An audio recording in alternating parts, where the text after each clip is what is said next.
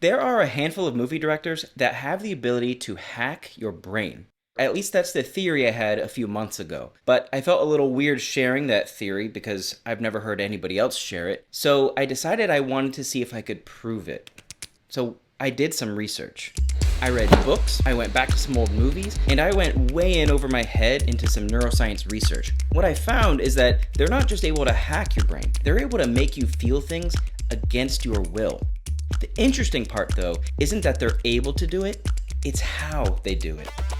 I'm going to show you what I found so that Steven Spielberg's secrets can now be your secrets. It's 3 tricks that Steven Spielberg and his editor Michael Kahn used to do 3 things. 1, to make you have fun. 2, to tap into your emotions. And 3, the last one, my favorite, is how they are able to make their audience have butterflies in their stomach. The first thing I did was I made a list of all the movies that seem to affect a large group of people. My theory was that these movies must also somehow be affecting me. Then I cross-referenced this with the research that I was doing, and I honed in on 3 scenes in particular from those movies so that we could examine what exactly they're doing. Let's watch the first clip that came to mind, and then we'll get to the strongest example. But just a quick note, I never endorse an entire film. A lot of times we'll just be examining one scene from a movie, but that doesn't mean that I endorse that entire film. It's almost like we're studying the brushstrokes and not the entire painting. Our first scene is from Indiana Jones and the Last Crusade. It was released in 1989, and a very talented editor named Vashi Nedomansky coined this exact cut that we're about to watch, the Brody cut, and you're about to see why. So Indy and his father have been captured by the Nazis, and the bad guys are closing in on Marcus Brody. They're in search of a map that Brody has, that they're in desperate need for because it tells them how to get to something that they really, really want. Elsa, who has just revealed that she's siding with the Nazis and abandoning Indy, says to Indy that Marcus Brody is going to be easy to find. He sticks out like a sore thumb. Indy is literally tied up with no good options. What would he do? And this is the part that I'm researching. Indiana Jones, with full confidence, says that there is no way that they catch Marcus Brody. Brody's got friends in every town and village from here to the Sudan. He speaks a dozen languages, knows every local custom. He'll blend in, disappear. You'll never see him again. With any luck, he's got the Grail already. Does anyone here speak English? When it cuts to Marcus Brody, it shows that Indiana Jones was totally bluffing. That part seemed familiar to me, and that's why I wanted to look into it a little bit further. This style of cut, where you change the tone very dramatically, all of a sudden, is called a smash cut. Or some people in the industry call it a Gilligan's cut, because this type of edit became really popular on the show Gilligan's Island.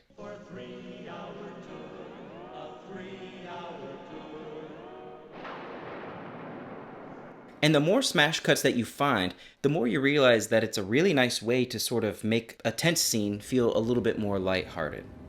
Hey, let's do Get Help. What? Get Help.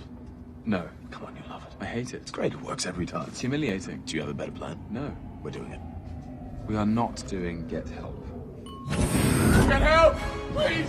My brother's dying! Get help! Help him! Oh, classic. Watch what Indiana Jones does here. He's playing the only card he has left to see if bluffing enough would convince the Nazis to stop searching for Marcus Brody. And he's doing it by building in their heads a picture of exactly who Marcus Brody is. He needs them to believe every single word. With any luck, he's got the Grail already. And then, of course, it cuts. If right now you smiled or you smirked, that was done on purpose. That was engineered by the filmmakers.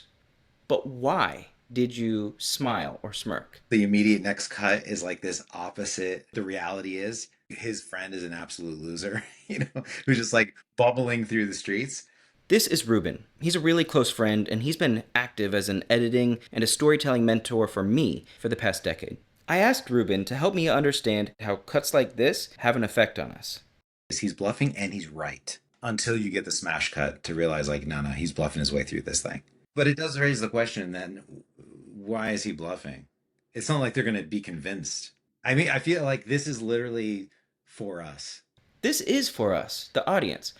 But it's not exactly logical in this movie world. So why would Spielberg have done that? I think I have a theory here, But as it turns out, there's actually a field of science that studies pretty much exactly this.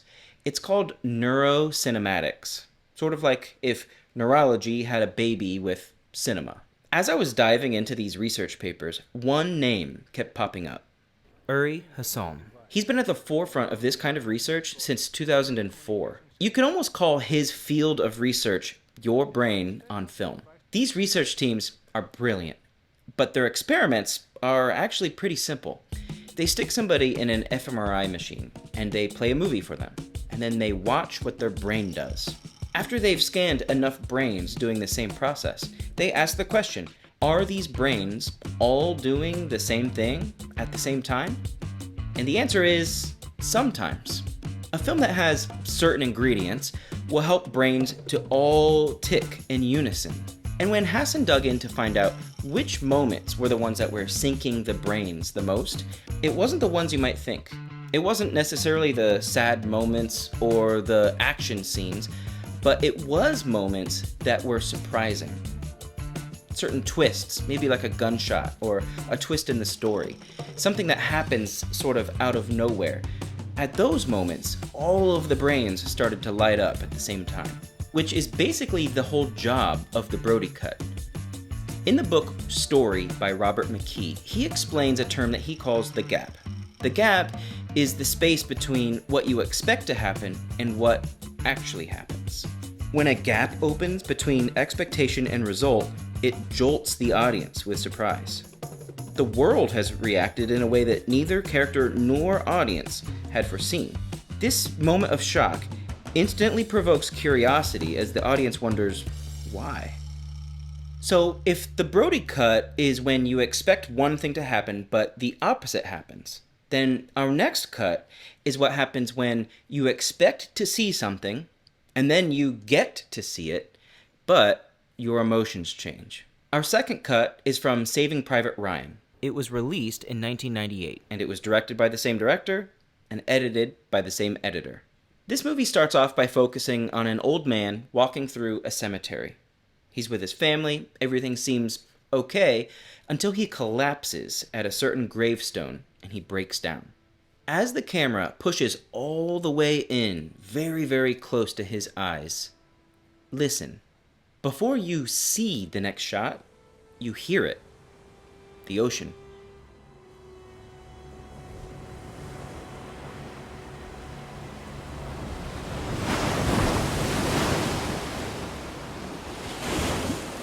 And by the time you've arrived on Omaha Beach, you've already started to feel what that character feels. You heard the cut before you saw the cut. When you hear the next scene or shot before you see it, that's called a J-cut. It's called that way because of the shape that it makes when you see the clips that way in the editing software. This cut in particular, though, I've been calling the Omaha cut. So why would you get a lump in your throat in this one scene that's only 90 seconds long and you've just met this man and you know nothing about him? Well, it might be because emotion is one of those things that can pull an audience together and have them all enter into the same emotional state. Finnish researchers found that networks of brain areas tick together in participants who are viewing similar emotional events in a movie. And it really is the emotion doing it. A University of Chicago team found that engagement was synchronized across individuals and driven by the emotional content of the narratives. This J-cut is how we hear the emotions of a man in tears. And it's also one of the oldest techniques used in the edit room. You start to hear kind of like the blend of the next scene coming in. So you get like a nice, like a pre-lap of sound. Music is still rising. But I think where it all changes is when we get this close to him. When we get into this extreme close-up. Between that and hearing the ocean, you know you're going into a memory. So I love that kind of like film language that just works every time. And we're breaking it down and we're saying this is what's happening, but an audience member is just automatically going to get sucked into that. It's like these things that just work over and over and over again. Like this one will always work. Here's the part that I keep coming back to. Spielberg and Michael Kahn, they don't tell you how to feel. They give you the scene, they give you the sound, and trust you to do the emotional work.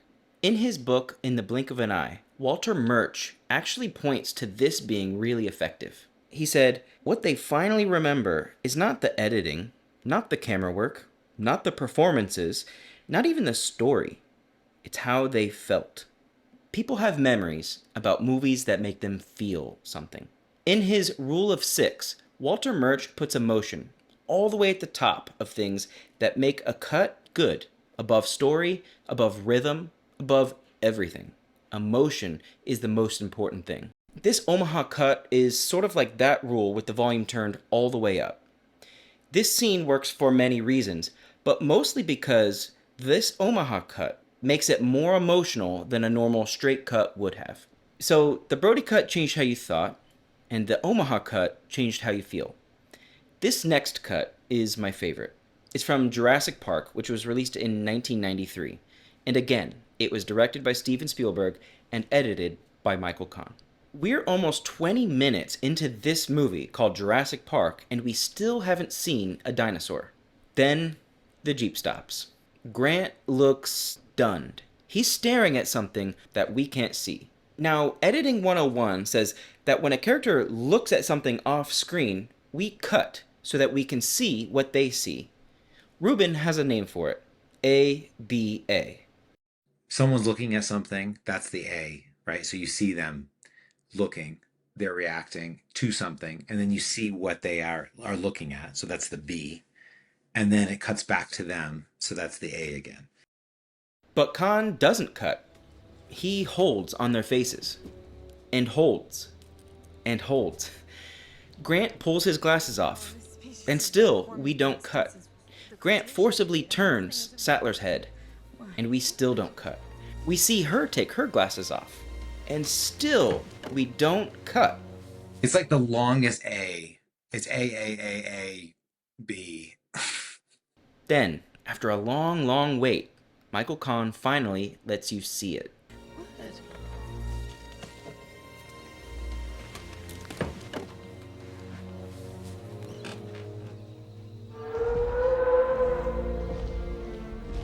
That thing that your stomach does when you finally see it and when that music swells, that's the whole point here. This cut I've been referring to as the Shades pull. Notice what happened. The longer you waited for that cut, the more intense your feelings became. But why are you getting butterflies when you wait for a cut? It's because your brain is constantly chopping a story into little pieces and you're waiting for the next one for it to make sense. During realistic, continuous perception, humans automatically segment experiences into discrete events. If you hold back that little piece that your brain is reaching for, then that reaching becomes anticipation. And anticipation is exactly one of those moments when the entire audience gets to sync up. That same Chicago team found that engagement peaked at moments when a character exhibited suspicious behavior or when there was an unexpected twist in the story. And that engagement was synchronous across individuals. The butterflies are what we feel when we all together have that same held anticipation. And here's one detail that sort of helps give it away. What are they gaining by not letting us see the dinosaur? It's so much more satisfying when we get both their reactions. And they knew how far they could push it to like really get the payoff. And Ruben even caught something that I had never noticed. They aren't just hiding the dinosaur and not letting you see it. I found it really interesting that they don't even include the sound of the dinosaur walking, which is, it does not even make sense. Because as soon as they show it, now it's like you can hear it. That's how much data that they were like keeping away from us. And it's opposite of what we saw with Saving Private Ryan, where we actually have a J cut of a scene. Think about that. In the Omaha cut, the sound arrived early to connect an emotion to the next scene. In this cut, they hold back. They don't let you see the cut for a while in order to make you want to see the next cut. It's opposite techniques, but they really have the same goal. They're trying to elicit an emotion in you. We don't know what they're looking at. And then your mind starts to try to fill in all the gaps. But if we heard it, maybe it's too much. Spielberg actually learned this lesson in Jaws. The studio said, we're going to start shooting this movie in the next month. And I'm saying, wait a minute, I have a year and a half to build the shark. No, you don't. Their animatronic shark really wasn't working well, so they showed the shark less and less. And what they found in the editing process is the less that you showed the shark, the scarier it was. It's that desire to see the thing that makes us anticipate, makes us, in some cases, nervous, or in this case, gives us butterflies. Spielberg could have just shown us the dinosaur. He had the shot. But instead, he resisted that, and he made us want to see the dinosaur. He made us yearn for it. And maybe it's that yearning that really makes the entire feeling of Jurassic Park. So, 3 cuts. A laugh, a lump in your throat, and butterflies in your stomach. 3 completely different feelings because of 3 very different techniques.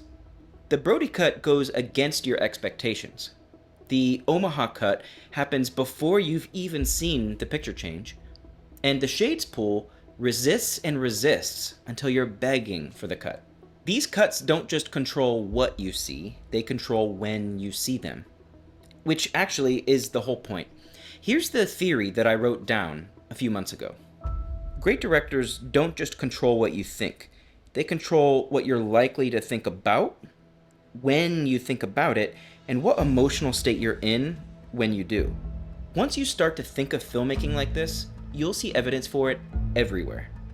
Here's Walter Murch. What is the audience going to be thinking? What do you want them to think about? What do you want them to feel? Then you are kind of a magician. And Hitchcock said, I was directing the viewers. You might say I was playing them like an organ. And that's the superpower. You're using picture, sound, and maybe most importantly, time to create emotion. Please, before you click away, thank you so much for watching this video and especially watching it all the way to the end. This is the first video that I'm uploading to YouTube, and I'm hoping to be able to upload more videos similar to this. It would really help if you did a couple quick things. There's a like button and a subscribe button, which I'm sure you already know about. Those would really help. But what would really mean a lot is if you engaged in the comments a little bit. Let me know what you thought of this video and what you think I should work on next. Lastly, if you have a friend who really digs this kind of really nerdy movie stuff, send this to them, and thank you so much. We'll see you in the next video.